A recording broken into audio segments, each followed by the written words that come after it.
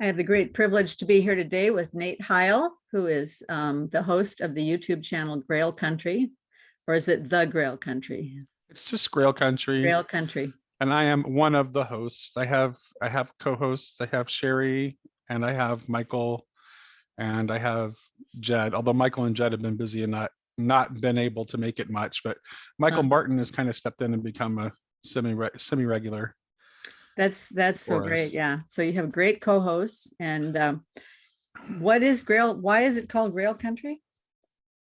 It's called Grail Country because I'm Arthur nut, and I love all things King Arthur. Like I used to, in fact, I even for years I ran a tabletop role playing game based on Arthurian literature called King Arthur Pendragon, which Mm. is like my favorite game of all time. And I've read Arthurian literature since like I could read. Mm-hmm. Like among the very first things I remember reading were tales of the Knights of Arthur, like in like children's editions, right? Starting with children's editions and working my way up. So there's that, and then also like enchantment or re-enchantment is a big theme of a lot of our Mm-hmm. content. Um, and the Grail quest, I think, is a reasonably intuitive symbol of that. Yep. And I mean, the Grail quest begins after the enchantment of Britain. So like the world has become enchanted again before the knights can even go out and quest for the Grail. So And in your private life, you're also a Christian anarchist. So yes, I'm a Christian anarchist. which is why Um, we wanted to talk today, because right. you tweeted something about power and authority, Yes. and I thought it might be useful to have a conversation about what those words really mean and how they shake out, and how they might factor into a discussion about what does it mean to be involved politically. Is there a way to be involved politically that is useful and productive, or is there not? And I think Mhm. you and I might be a little bit on different sides on that issue, but why don't you tell me first, what is a Christian anarchist? So Christian anarchists essentially believe that the early church had it right, and that Christians should not mix themselves up with the politics of the world. Um, and it's it implies it implies pacifism. Uh, Generally, one does not vote. Um, and in some cases, like in the case of like I would say, Julian, who's kind of like from our corner of the internet, Mhm. right? Who was in my most recent conversation. So like, He's from the Hutterite community. yeah, generally the Anabaptists are considered like Christian anarchist adjacent because they have that kind of pacifism and uh, non-involvement in politics. In the case of one of the things we in our last conversation that we discussed is for Julian's Hutterite community, like even engaging in a political protest is considered to be like something that's not appropriate. I wouldn't, in my case, that's an area where I would differ with Julian, where as long as you're not attempting to hold the reins of power, that doesn't mean that you don't have a voice. So that would be an area where in the case of, and you're going to have Well, variation. how do you differentiate? How do you differentiate the voice between political protest and voting? Aren't they both exercising your voice? Well, yes, you could look at it that way, but I just don't. I there's no. I don't vote because there's no candidates that I believe that represent my views. I don't feel like I have any representation because there's I mean, so and I've been known, I mean, I've been very honest about this in the past, so there's no reason not to be honest about it now. I actually consider this in a lot of ways, Christian anarchism is an aspirational kind of view. And I have been known to make exceptions to my own non-participation. And I'm not alone in that. Wendell Berry is generally considered a Christian anarchist in his political outlook as well. And like Wendell Berry, I actually supported Andrew Yang when he ran for president. And not only did I support him, I actually flew to Iowa at my own expense to go knock doors for his campaign. So I'm not an absolutist, and I'm okay with a gradual move toward making the church the center of the political life, which is what essentially my vision is. I don't believe that you can baptize the secular power, Well, so that the church will always end if the up being church, compromised in any relationship with it. if the church becomes central to the political life, you're not suggesting Christian nationalism. No, I'm not. Okay, so then what do you mean to have the church at the I'm center of the I'm political using life? political life only in the broadest in the broadest sense Like in the of, sense of the polis? well, yeah, kind of, but not really. I would say that the church is an alternative polis because its structure is different.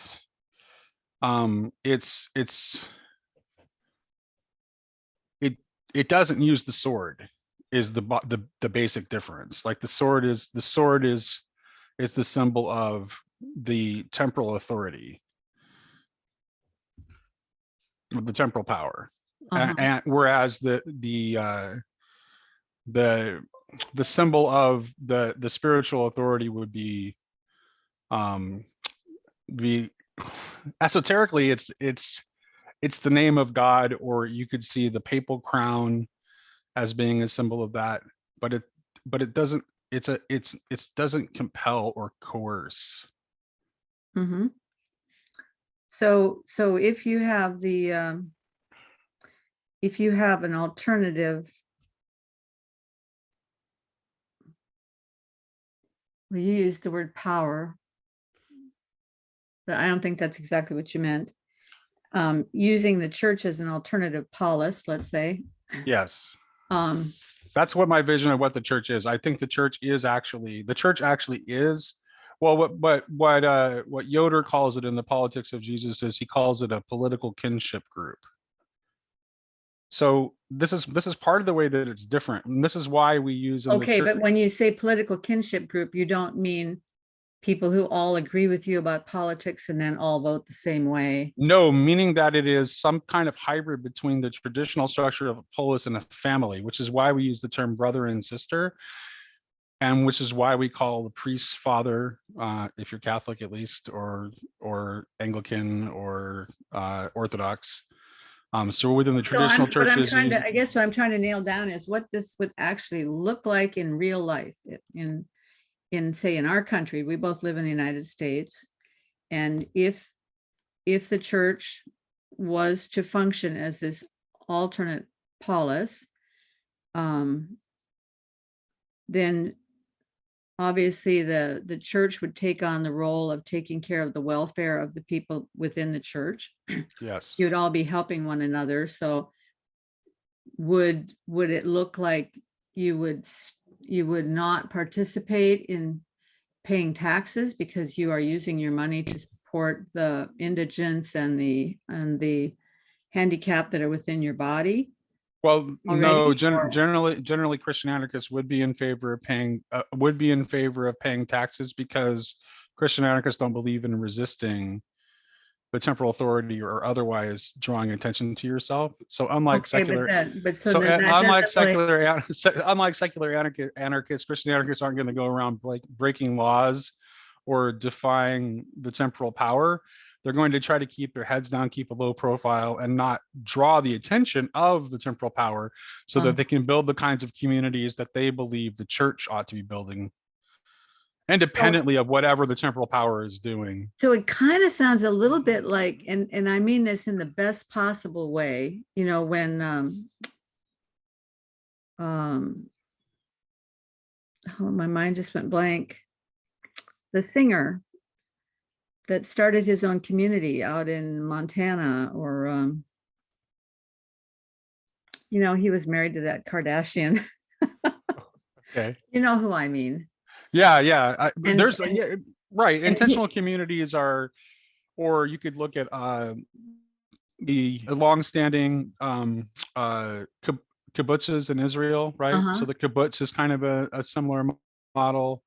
Obviously the Anabaptist communities, Hutterites, Mennonites, Amish. But wouldn't it would take a significant change in the,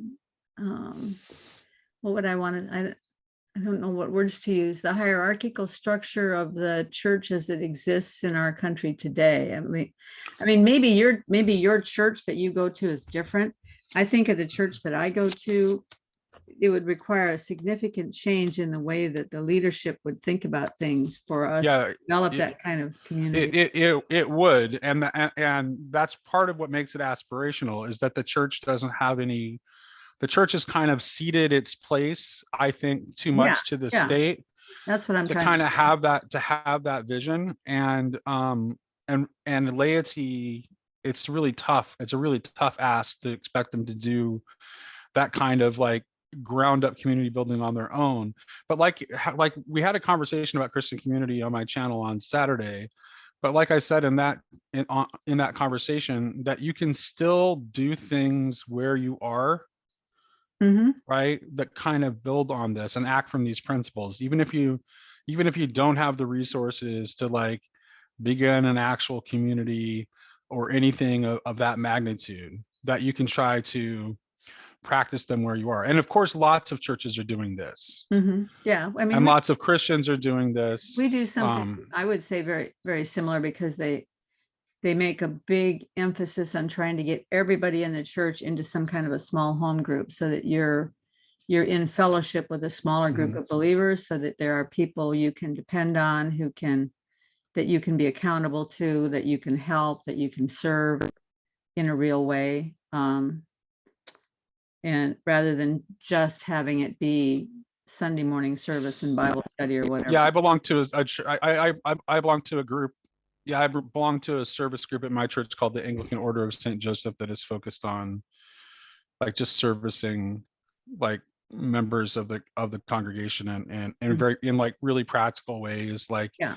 helping people move, um, fixing broken computers, Mhm. fixing cars, like whatever skills the various members of the group have to offer, to just make them available to the congregation, or even like relatives of the congregation or whoever is associated with the church, that we can help out.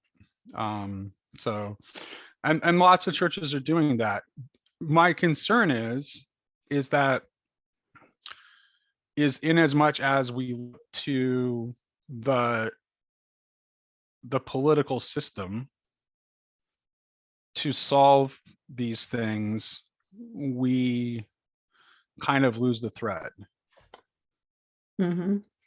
Oh, Um, kind of. I mean, I'm trying to be charitable, because it's like, everyone's trying their best, and I I don't want to mean, sound like I I don't would want to sound say, like I'm overly judgmental about people who have a different point of view, or well, see, I mean, I think this is one of those questions that's very hard to talk about, because the minute you start talking about it, you start exposing yourself to judgment and criticism and, um, right, yeah. right. So I'm just gonna go there. I'm gonna talk about it. It's very hard to think through what our role is in giving. I mean, for much of, when I was a new believer, we were always taught that the tithe was over and above your taxes, and so you paid the tithe your off of your gross, not off of your net. Hmm. But as the net gets smaller and smaller, because the taxes get higher and higher, and the government is supposedly using those taxes to fulfill the the uh, the care that the church used to handle in terms of the welfare and so forth of people, housing people, feeding people, and so forth. That it gets increasingly complicated, I think, to think about what does it mean to really give when we're already giving so much into the government that is supposedly using our money in the way that would have been used by the church in the past. Right. And so I think it gets very difficult to talk about those things with people. Yeah, no, it does. I can remember like in my, like before I've always had Christian anarchist kind of leanings, but before I like really politically defined myself as a Christian anarchist, when I was just kind of like a run of the mill, like neocon, like after, which I was for like a good 20 years after I left Evergreen. Evergreen, like it's like turned me instantly into a neocon. And I can remember getting into a very heated argument with one of my aunts because she was just like couldn't like she just had under this assumption that a lot of progressives have that conservatives just don't care about poverty at all. Mhm. And I got really, really angry. And it's like, no, it's just like we don't think that the state best handles that mission. We think there are other cultural institutions that are better handled for that than the government. And yeah, so I still think that. Yeah, I was going to say, I mean, even though you're not a neocon anymore, and in fact, I mean, I think part of the problem in every political discussion always comes down to who can hold the compassion card, Yeah, because everybody wants to say they're doing this because they're compassionate, but it always comes down to who. And this is where the words power and authority come in, right? It doesn't matter which political party you are. The whole point of being a political party is to get into power. right, correct. Even people that join a political party for the best possible reasons. Yeah, they become Once, corrupted by the nature of the system. Yeah, yes, yeah, you don't have to become corrupted by the nature of the system, but you won't last long in it. That's right, right. right. Yeah, you just won't be very good at the game if you don't know how to play it. Well, And even if you are good at the game, they will still take you out. I mean, yeah, right. that was my experience. No, yeah, They were very right. efficient at Well, which taking me is out. right, which is well, this is also why candidates who have truly unique revolutionary ideas, you can bank on them getting nowhere. Like anyone who actually wants to change the level of dialogue or do anything that would like significantly shift things, they're going to be, you know, so. And I don't Well, think that's don't you think part something. of the don't And you think here's the part of the thing, problem? part of my Christian anarchism is rooted in pessimism because I don't really think, like honestly, No, and we're it's getting down odd, to it and right here. it's odd because I always, you know, one of the things that people say about Christian anarchists is like, oh, you're so unrealistic, and actually, it's far more realistic to think that the political system is going to change how it's always been. You know, Well, you know, I than think to it's even worse than say that. right. Whereas the Christian anarchist is just saying, let's not rely on them and let's see what because they don't have a monopoly on human cooperation. And I'm not going to dictate what these communities must look like because they'll take different forms for different people. So there'll be lots of different types of communities that Well, so have when you say lots of different let's just structures not and when you say let's not rely on them, I'm assuming that what you mean is let's not get ourselves in a position where we have to financially rely on what the government does, regardless of who's in power. Is that what you mean when you say let's not well, rely? I know more layers than that. Yeah, obviously that's very good. Like not being in a position where you're financially relying on the government is a good thing. Although there are certain people that like that's not an option for, which the church should still be helping, regardless of what the government is doing, because the government doesn't do a very good job of it with what it does do, and it has really dumb. I mean, I actually used to work for a economic services agency. I work for a behavioral health agency now. Yeah, I'm a Christian anarchist who works in government. Yeah, by the way. But I work in public disclosure, so I also dish the dirt on what the government's trying to hide. So there's that. Um, but I lost my train of thought. I totally wrecked my own train of thought. Well, I think what we were talking about was what does it mean to not rely on the government? Oh yeah, yes, okay, but not just that. So not just that, but not rely on it aspirationally either. So not only do we not rely on it materially, we also don't rely on it aspirationally, because the government can't.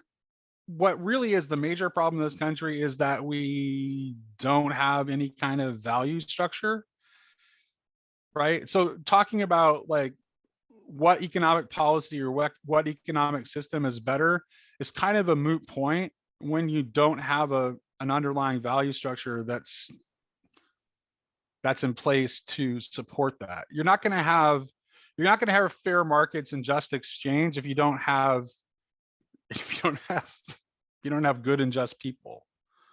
Well, I think in that would have been how I would have described things in 1980. Where we are today, I think, is that we not only don't have a value structure, but we don't have a concept of what truth is. Right. Right. So it's even worse. Yeah. So it's even way worse because yeah. like yesterday, or maybe it was today, somebody tweeted, I was smart enough not to respond to it because it turned out he was being ironic in the extreme when he tweeted it.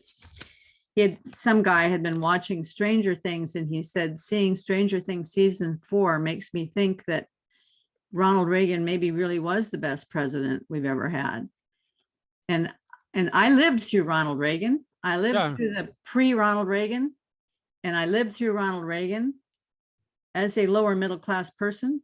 And so I was going to jump in and say, absolutely, he's the best president we've ever had, at least in my lifetime. I would have to say that in my lifetime too. Yes. But then I started reading the comments and then saw his replies to the comments, and he's actually so far on the other extreme of that statement, and he was just trolling, to get people wired up.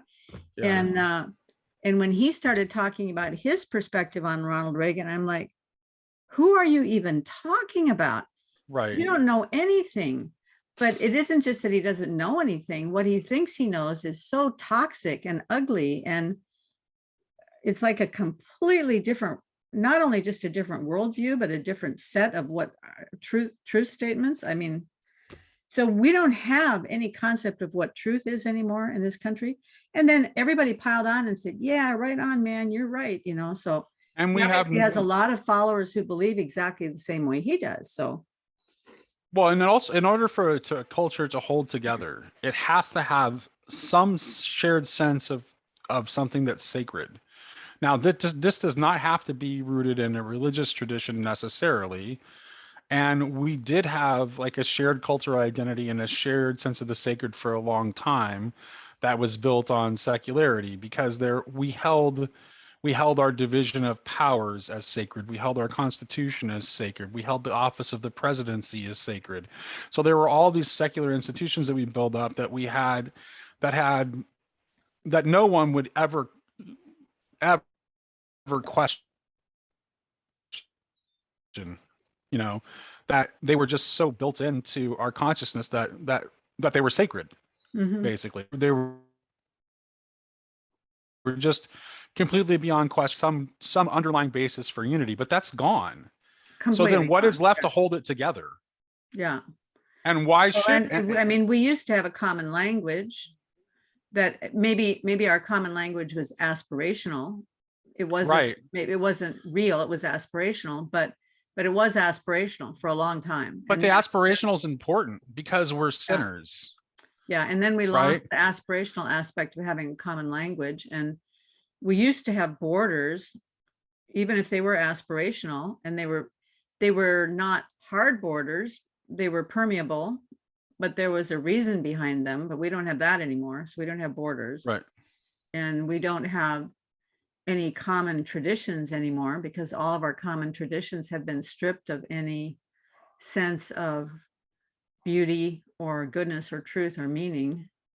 Right. When we have no sense of what it takes. I mean, a culture doesn't hang together on nothing.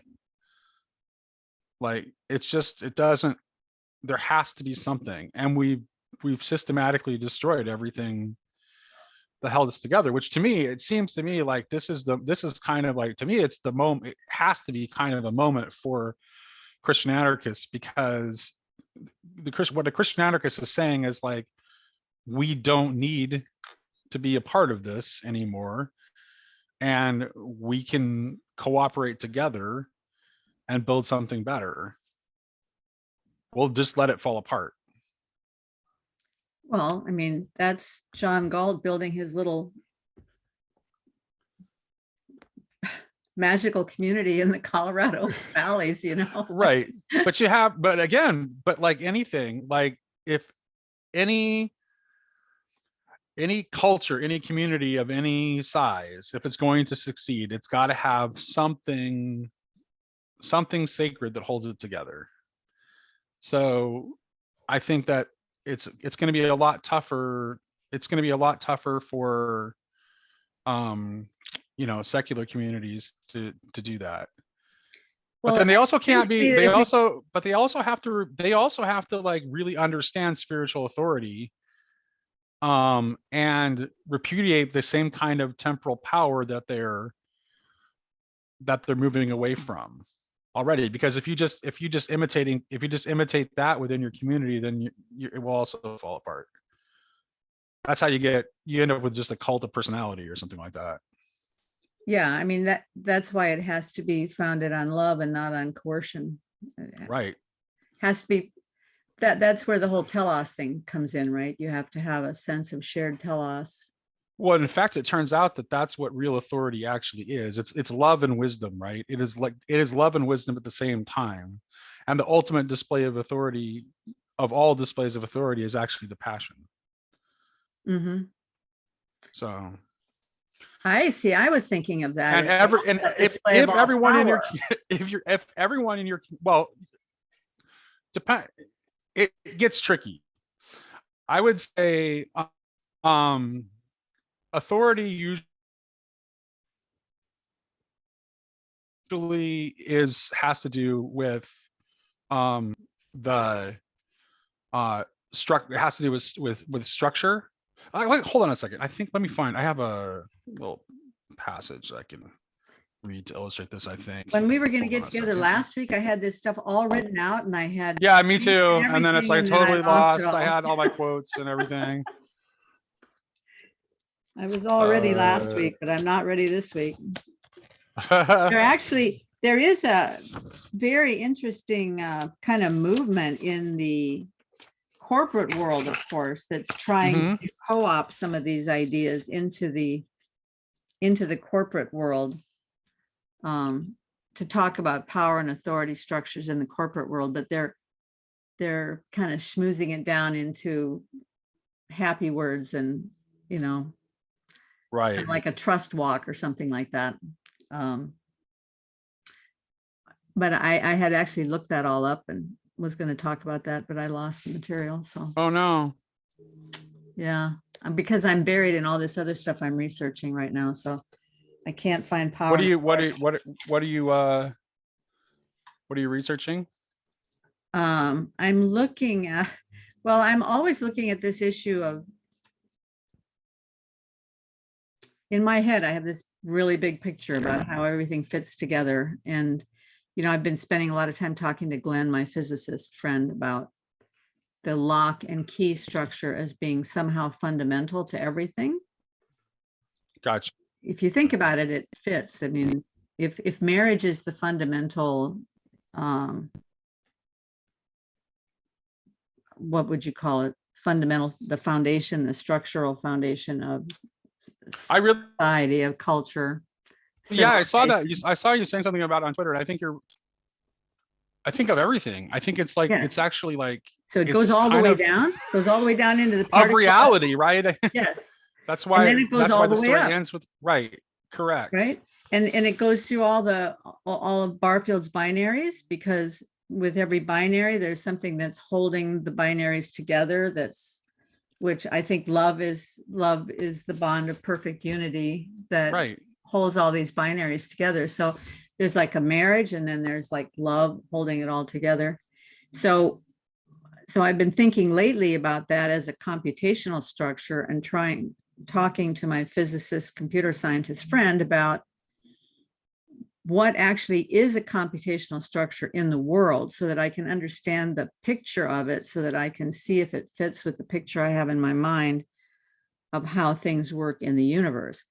Not to say that the universe is a computer, but to say that we build computers because of the fundamental way that we dwell inside this world, because of the way the world actually works.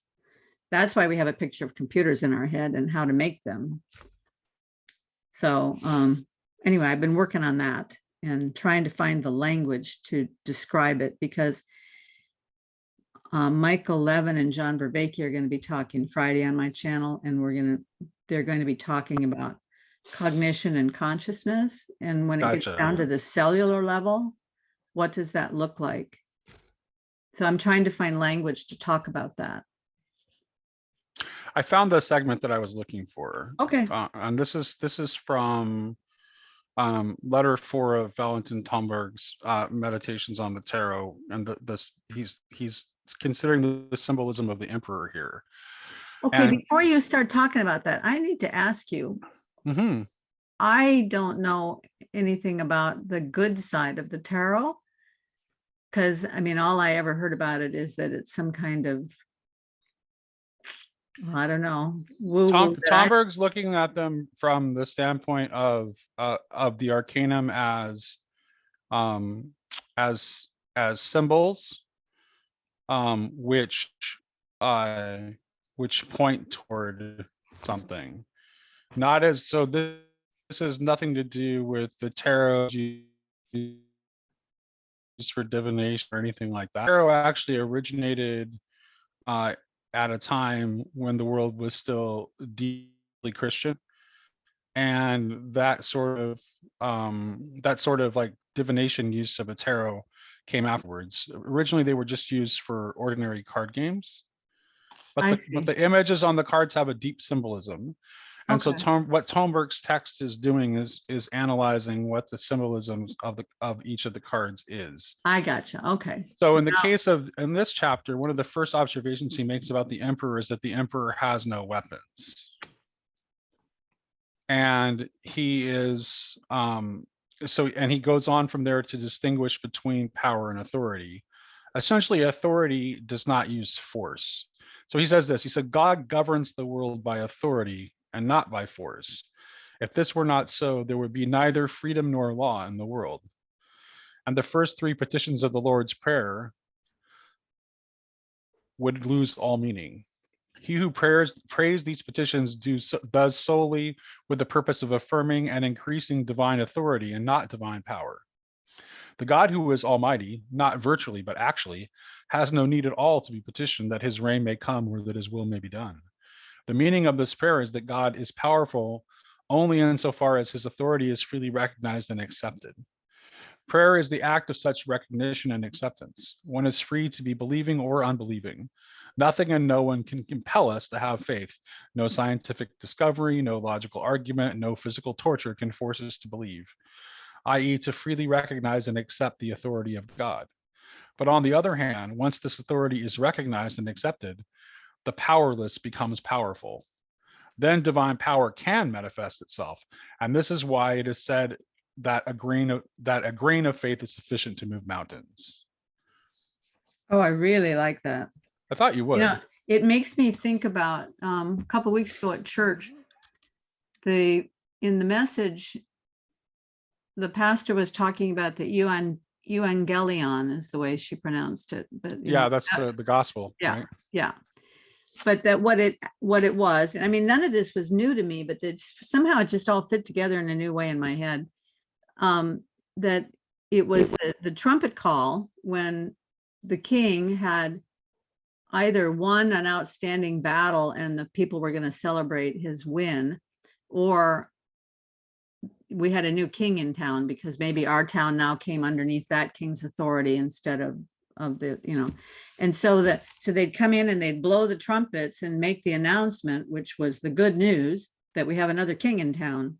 Mhm. And all of a sudden, what she didn't say this, but what popped into my head was good news. Well, it was good news for some people. There Right. were probably a lot of people in that town Right. that didn't want to be under that king. Maybe they'd been fighting against that king, right? So for Mhm. them, it wasn't good news.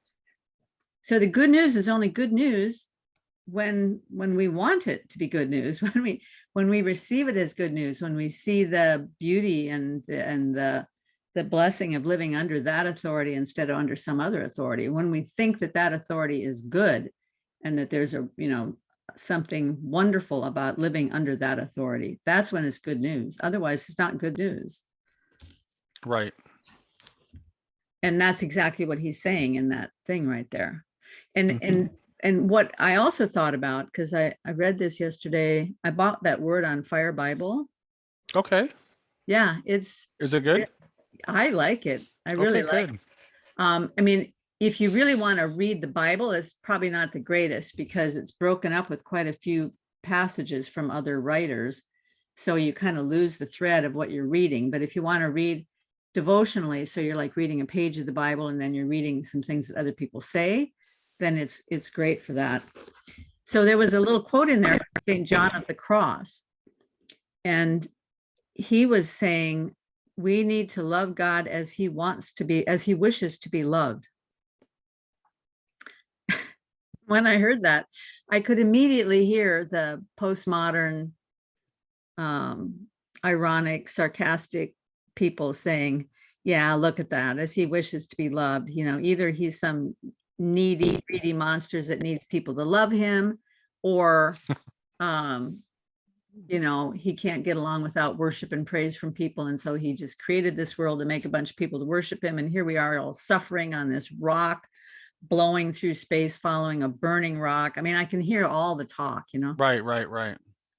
but then I'm thinking about that shift in perspective that happens when you love the Lord. And what you hear there, instead of that, you hear, when we attempt to love in the way that we are called to love, we are transformed. And so that call to love the way God wishes us to love is what is actually transforming us into people who can dwell richly in his peace and in his kingdom with joy.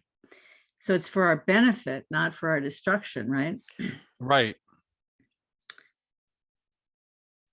Does he say anything about like what the nature of that is?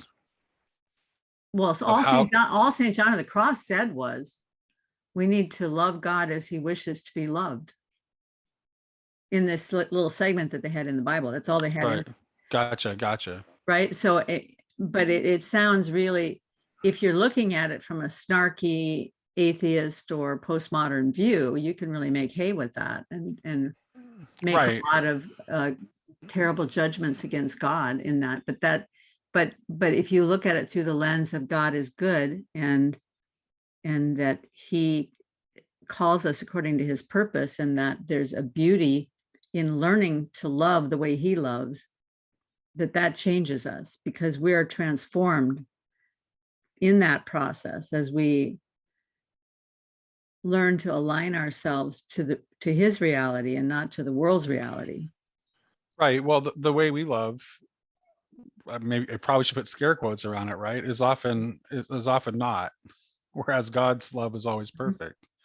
So Yes, but I sometimes mean, we love something for its utility to us, or for um what we get out of it, or like yeah, all kinds but of. that's not what it, obviously, when I say to love the way God calls us to love, it's the action of loving, of willing the good of others, and the intention, the action of willing the good of Well, others. right, it's action, but it's also part of it is vision too, because um it's coming to see the other is as real as you are, which is how God sees us, Mm-hmm. which is extraordinary, by the way, when you stop to think about it.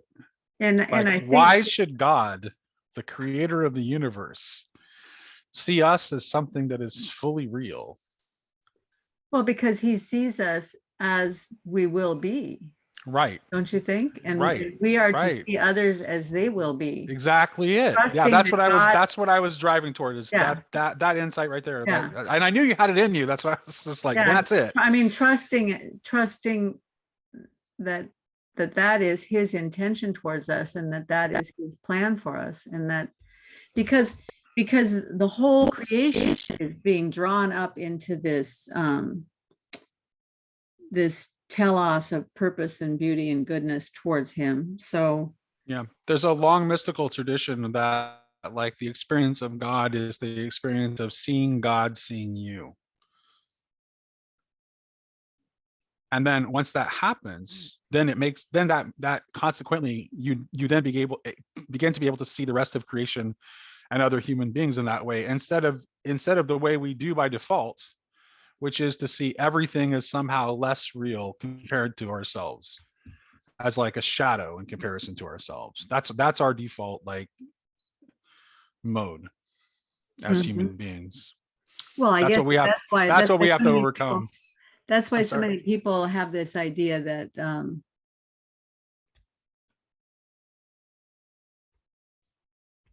I mean, that the whole world is just in my head, Right. right? Yeah. Right. Yeah. And there are lots of variations on that and things that come really close to that. Um and also that kind of like that under like this goes I really think it's important, and this is what I think Christianity in certain forms can miss this. It's actually necessary to not see yourself as entirely shadow first before you can see God or the other that way. If you see yourself as entirely shadow and unreal, and just you will be caught in an endless loop of despair. Hmm.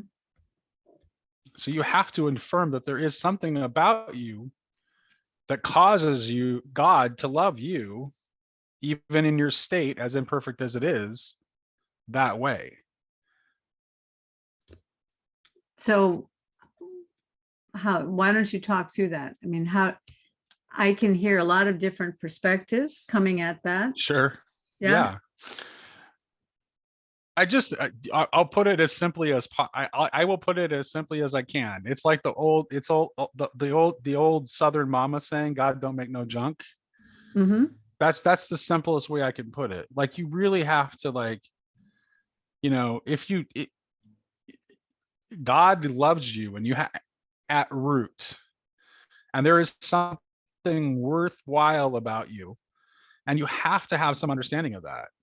Like you're a sinner. Yes, you have a long way to go in your process of sanctification, but nonetheless there is something of immeasurable worth in you. Otherwise God would not have called you out of non-being into being in the first place. Well, I mean, we love because God first loved us. So we know that the only reason that we can love is that he first loved us. And the Right. picture I always had of it, I had my second child kind of late in life. And so when I was raising her up, I had already been a Christian for about 10 years. I became a Christian in my 30s, and then I had her in my mid 40s. And I became so conscious of little things like changing her diaper, and I'm thinking, yes, this is smelly. Yes, it's dirty. Yes, it's a messy thing to do. And yet I love her to pieces. And Right. it must be just this way when God is wiping all the sin off of me. Right. Right. When, You're and right.